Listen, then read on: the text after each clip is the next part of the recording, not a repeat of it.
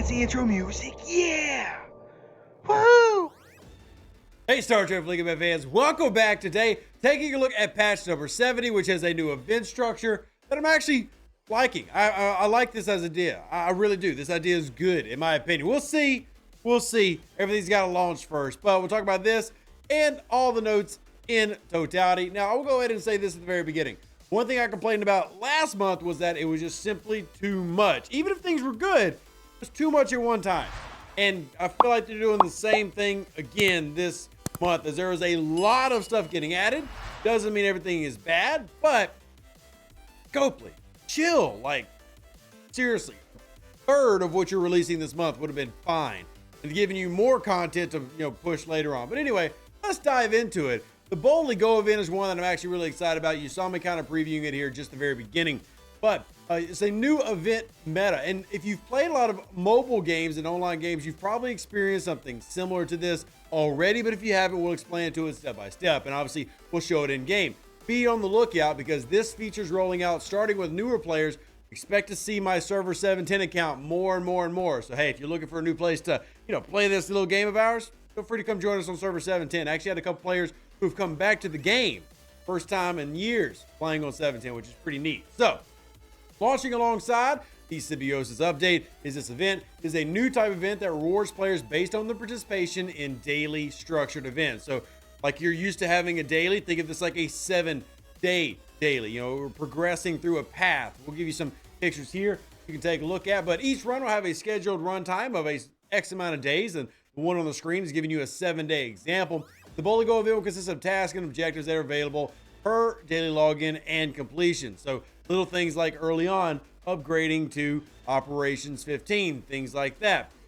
Now, how difficult these are will be very interesting to see, because when it comes to scalability, we've seen Scopely struggle with that at times. So when I look at something like this and I go, okay, 5 days, they're really expecting you to get to operations 15 in 5 days. Like, even a very veteran player like myself is going to struggle with that one. So curious to see. These are just examples, but the idea of 7-day progression metas, I actually really, really like. I think that is a fantastic add, and almost every mobile game I play does something of this nature. You see more examples here, obviously giving officer unlocks, shard unlocks. You will see some pretty nice rewards, especially for our lower level players. And these are the type of events that I've been talking about, if you've watched the streams, that they've done to improve the low level of the game. Now, I want to see stuff like this in the higher up levels, allowing, say, players who are level 34 to get, Q or Nurse Chapel, things like that. These type of sourcings, whether it be ship BPs or officer BPs, will finally help allow players to get what they need to start moving up quicker, so we don't have as many people just, hemmed into the 30s or the low 40s.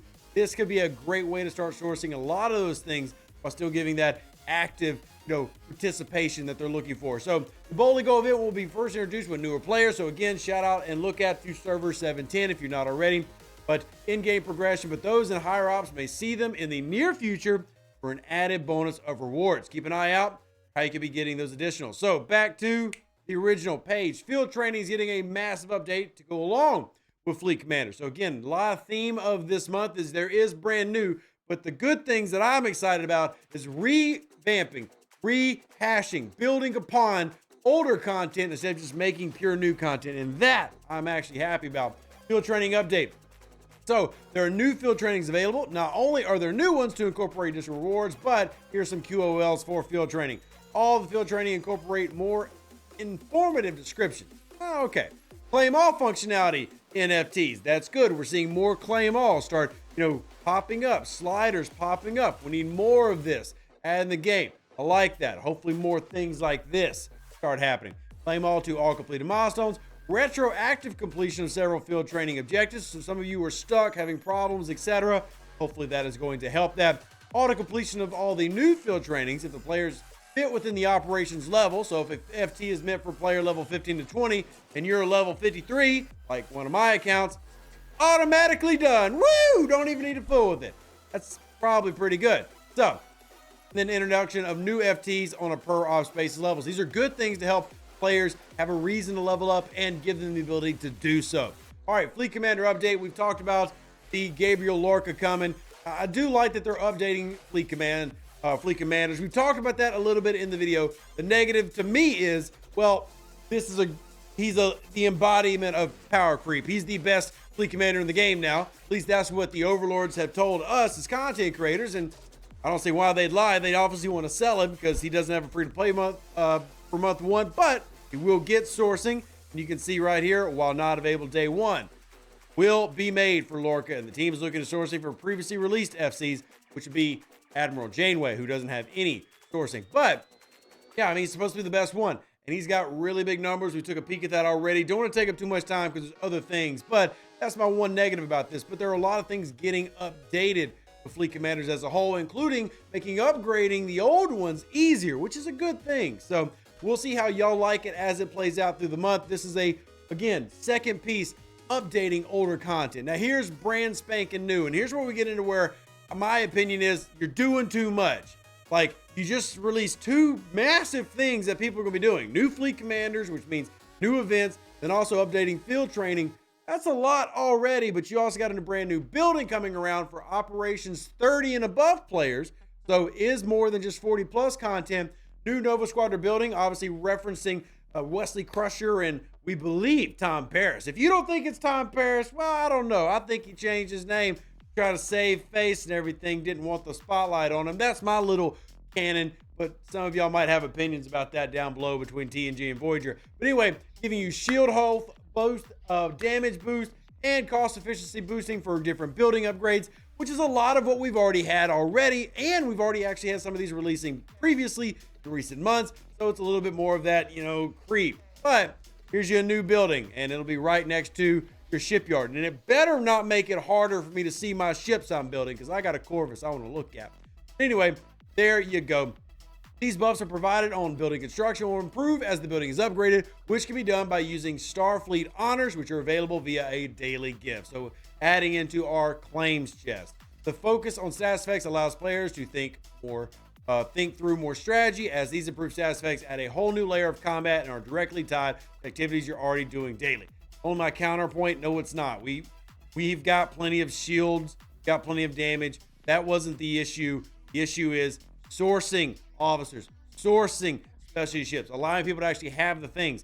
You've already given enough power creep for hull, shields, damage to be fine. You've got players, with freaking Mayflowers and Saladins taking down heavy traders in Seoul. I promise you it wasn't the shields that's holding people back. But hey, new building. We'll keep moving on.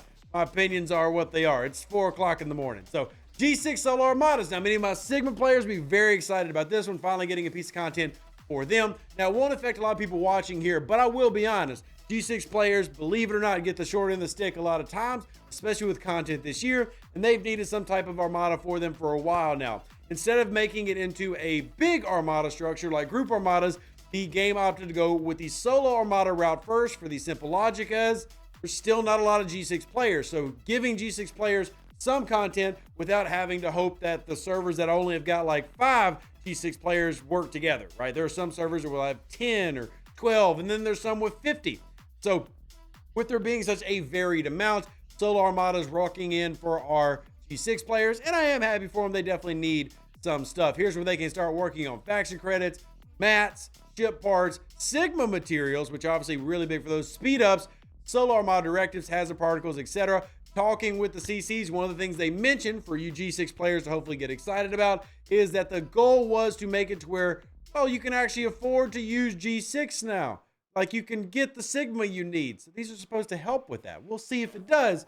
Again, that's the early reports from the old overlords. So there you go with the directives. They will have their own directive currency and everything, so we'll be using old stuff. In addition, players will see 15 new nodes added to hazard section of G6 combat research tree in the Symbiosis update. These nodes require rare hazard particles earned through doing the G6 Solar Armadas. They contain things like building efficiency researches, officer bonuses, which are big for those trying to make their bonuses in G6s maxed out, and specific buffs for G6. So there you go, G6 content. Enjoy. Artifacts of Forbidden Tech, getting a few different artifacts added in this time around.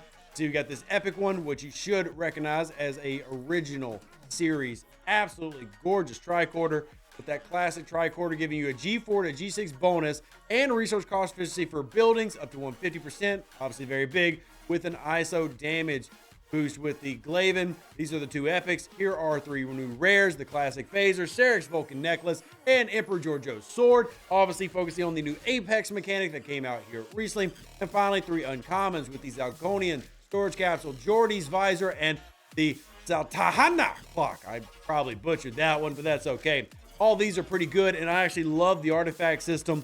See how easy it is to obtain these. But Forbidden Tech, getting a new one coming in after we just had 2 new ones added, but hey, more is more. So here we have the newest one, Quantum Slipstream Drive, which, as you would assume, is increasing your warp range, but also giving you a boost to your critical hit chance, lowering opponent shield mitigation, and finally giving you a shield health boost. Most of you are going to probably like that for the warp range. All right, finally you have 2 new officers. Now these officers are meant to be essentially an update to older officers. These are essentially the new 5 of 11, 6 of 11 with Najash Torah and Oli. So if you look at the abilities, look at the officer ability on Tolib, all armada and invading enemies mitigation, which are the chimeras, but all armadas and chimeras lowering their mitigation stats. Okay, that sounds like 6 of 11, does it not? And then you look at this one, captain's ability, increasing loot. Obviously with synergy, it gets better. And then officer ability, increasing base weapons shots by 100% for 2 rounds against armadas and invading enemies. So those entities would be the chimeras. These are essentially the new 5 and 6 of your run. So you can still use 5 and 6, but these are meant to be like an updated version with a little bit better abilities. Finally, 2 promo codes. I will post these throughout Facebook, etc., to make sure that y'all have them. But Rogue for players 10 through 39 and Renegade for 30 plus, giving you 5 epic shards as well as syndicate points. And if you're a higher level, in this case, you're getting, or lower level, Starfleet honors for your Nova Squadron. Then you've got plenty of missions, battle passes, and cosmetics. Only 1 battle pass this month. So for those curious about the feedback that we did, definitely the Bolt battle pass did not have a lot of positive. This month you've got 1 standard battle pass, and then here are your fixes. But overall, look, I do have positive things to say about this month. My negative is it's simply a lot. Scopely, stop giving so much. You're going to give quality of life, bug fixes and stuff, great. But you've got multiple features worth here. You've got new FTs, both kinds, new artifacts. You've got new officers, new fleet commander. I mean, besides having a ship, you basically have a whole quarter's worth of updates in 1 month. And like, look, y'all work hard. Obviously, this is a lot of stuff. I promise y'all could stretch this out just a little bit. You don't need G6 Solar Armadas are a whole full-fledged mechanic. Nova buildings, a whole mechanic. Fleet commanders, a whole update to mechanic. Again, I'm not saying all this is bad, but like, truthfully, Scopely, chill. Y'all could work more efficiently. Take time. But anyway, I'm not trying to ramble and complain. It's just a lot. But there are good things here. I think there are a lot of things that y'all might enjoy. But as always, we'll have to see how it rolls out. And maybe we'll be happy, maybe we'll not. Well, we'll have those reactions here as they happen. Live long and plunder. Stay safe for their Deuces. That's me. Catch you on the next one. Appreciate y'all. And hopefully you didn't mind my 4 a.m. rambling too much. But there are my thoughts. And there's a lot of info. We'll see how it goes. An even better outro than the intro. For the Empire and glory to your house.